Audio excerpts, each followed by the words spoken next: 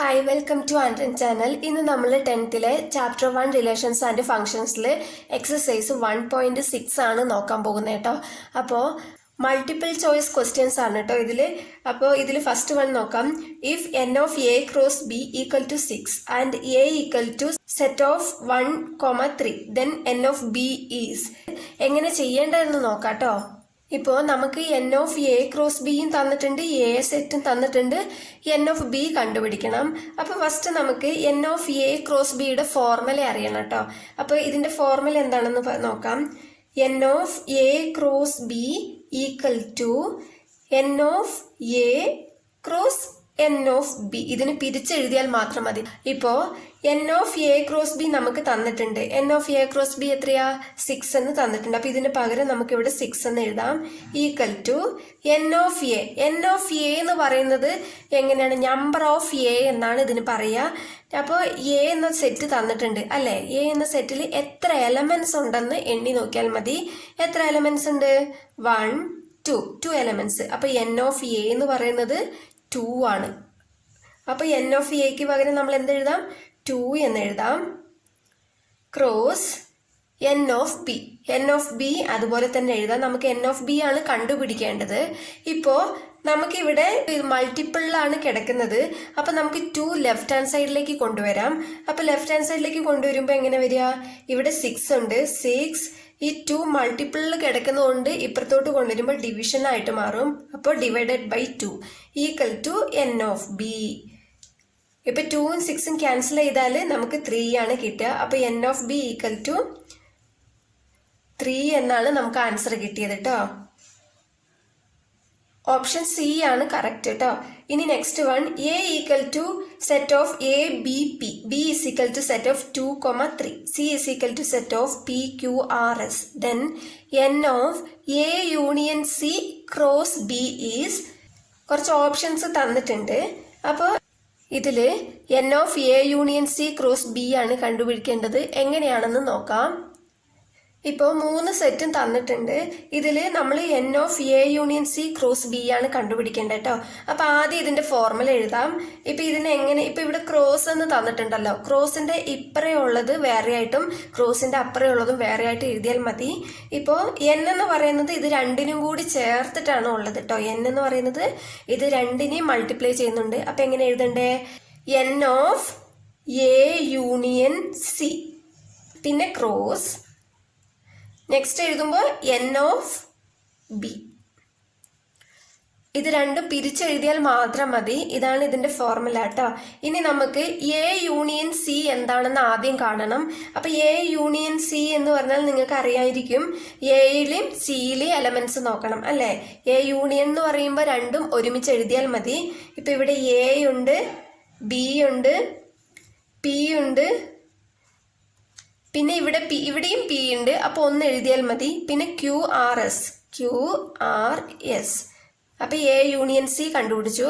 ഇനി n of A union C. അപ്പോൾ n of A union C equal to n of A union C എന്ന് പറഞ്ഞാൽ A union സിയിൽ എത്ര elements ഉണ്ടെന്നാണ് ചോദിക്കുന്നത്. അപ്പോൾ 1 2 3 4 5 6 എലമെന്റ്സ് ആണ്. അപ്പോൾ n of A union C 6 ആണ് കിട്ടിയിരിക്കുന്നത്.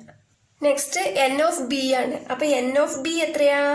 ബിയിൽ എത്ര എലമെന്റ്സ് ഉണ്ട്? 1 2 എലമെന്റ്സ്. അപ്പൊ എൻ ഓഫ് ബി എന്ന് പറയുന്നത് 2 ആണ് കേട്ടോ. ഇത് ഇതിനകത്ത് അപ്ലൈ ചെയ്ത് കൊടുത്താൽ മാത്രം മതി. ഇപ്പോൾ ഇതിൽ നമ്മൾ N of A union C എന്ന് പറഞ്ഞ 6 ആണ്. ക്രോസ് എൻ ഓഫ് ബി എന്ന് പറയുന്നത് 2 ആണ്. അപ്പൊ ഇത് രണ്ടും മൾട്ടിപ്ലൈ ചെയ്താൽ മതി. ഇത് രണ്ടും മൾട്ടിപ്ലൈ ചെയ്യുമ്പോൾ 6 × 2 12. അപ്പോൾ n of A union c cross B എത്രയാണ് കിട്ടിയത്? 12 ആണ് കേട്ടോ. സെക്കൻഡിൽ ഓപ്ഷൻ സി ആണ് കറക്റ്റ്. ഇനി തേർഡ് വൺ നോക്കാം. If A B C D എന്ന് പറഞ്ഞ 4 സെറ്റ് കൊടുത്തിട്ടുണ്ട്. Then state which of the following statement is true. ഈ തന്നിരിക്കുന്നതിൽ ഏത് സ്റ്റേറ്റ്മെന്റ് ആണ് ട്രൂ എന്നാണ് ചോദിക്കുന്നത്. അപ്പോൾ ഇതെങ്ങനെ ചെയ്യേണ്ടതെന്ന് നമുക്ക് നോക്കാം. നമ്മൾ ഓപ്ഷൻസ് നോക്കാം. A cross C contained in B cross D എന്ന് തന്നിട്ടുണ്ട്. ഇപ്പോൾ എ ക്രോസ് സി എന്ന് പറയുന്നത് ബി ക്രോസ് ഡിയിൽ ഉണ്ട് എന്നാണ് പറയുന്നത് കേട്ടോ. അതിൻ്റെ അർത്ഥം എന്താ? ബി ക്രോസ് ഡിയുടെ സബ്സെറ്റാണ് എ ക്രോസ് സി എന്നാണ് പറയുന്നത്. നമ്മൾ ഇതിനു മുമ്പ് എ ക്രോസ് സി കണ്ടിട്ടുണ്ട്. എങ്ങനെയാണത്?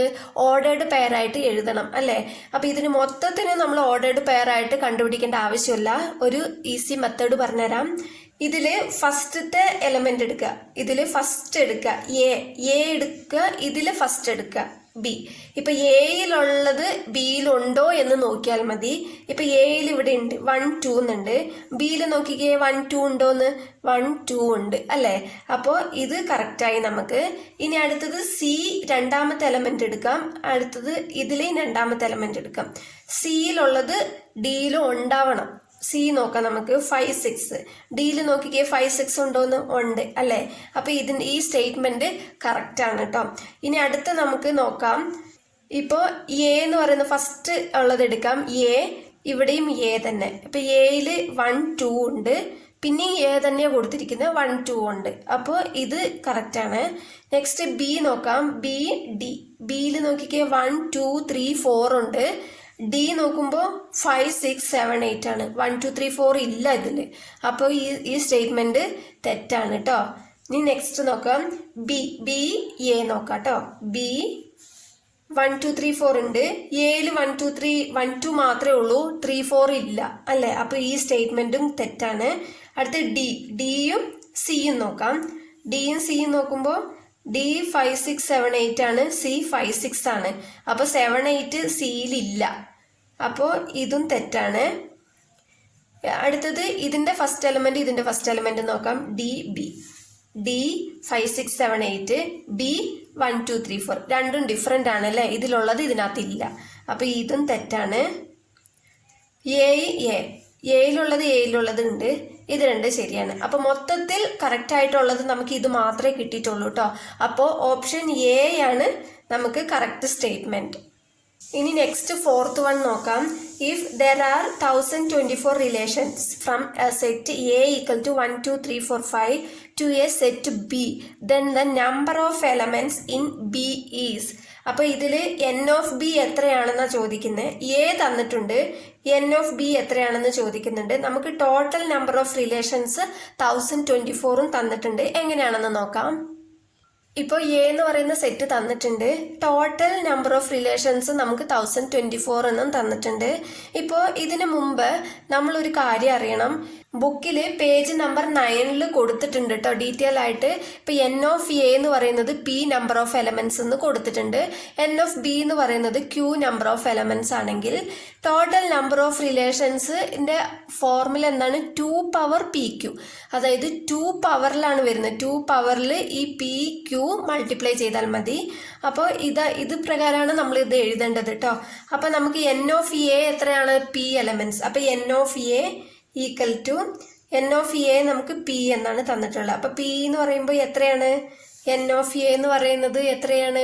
1 2 3 4 5 എലമെന്റ്സ് ആണ് ഉള്ളത് അല്ലേ? അപ്പൊ 5. Next n of b equal to q elements ആണ് തന്നിരിക്കുന്നത്. അപ്പൊ നമുക്ക് ഇത് എത്രയാണെന്ന് അറിയത്തില്ല. അപ്പോൾ ടോട്ടൽ നമ്പർ ഓഫ് എന്ന് പറയുന്നത് 2 പി ക്യൂ ആണ്. അപ്പൊ 2 പവർ പി ക്യൂ നമുക്ക് എത്രയാണ് തന്നിട്ടുള്ള ടോട്ടൽ നമ്പർ ഓഫ് റിലേഷൻസ്? 1024 എന്നും തന്നിട്ടുണ്ട്. ഇനി നമുക്ക് ചെയ്യാം. ഇപ്പോൾ 2 പവർ പി എന്ന് പറയുന്നത് എത്രയാണ്? പി എന്ന് പറയുന്നത് 5 ആണ് കേട്ടോ. അപ്പൊ 5. ക്യൂ എന്ന് പറയുന്നത് എത്രയാണെന്ന് അറിയില്ല. അപ്പൊ ക്യൂ അങ്ങനെ തന്നെ എഴുതാം. Equal to 1024. ഇപ്പൊ 1024 LCM കണ്ടുപിടിച്ചാൽ നമുക്ക് 2 പവറിൽ കിട്ടും. അപ്പൊ 1024ന് LCM കണ്ടുപിടിച്ചാൽ എത്ര കിട്ടുക നോക്കാട്ടോ. LCM നമ്മൾ ഇതിൽ കണ്ടുപിടിച്ചപ്പോൾ നമുക്ക് ഇതിൽ 10 2 ആണ് കിട്ടിയത്. അപ്പൊ എങ്ങനെ എഴുതാം? 2 പവർ 5Q ഈക്വൽ ടു ഇതിന് നമുക്ക് 2 പവർ 10 എന്ന് എഴുതാം. ഓക്കെ, 2 പവർ 10 എന്ന് പറയുമ്പോൾ ബേസ് രണ്ടും ഒരേപോലെയായി അല്ലെ?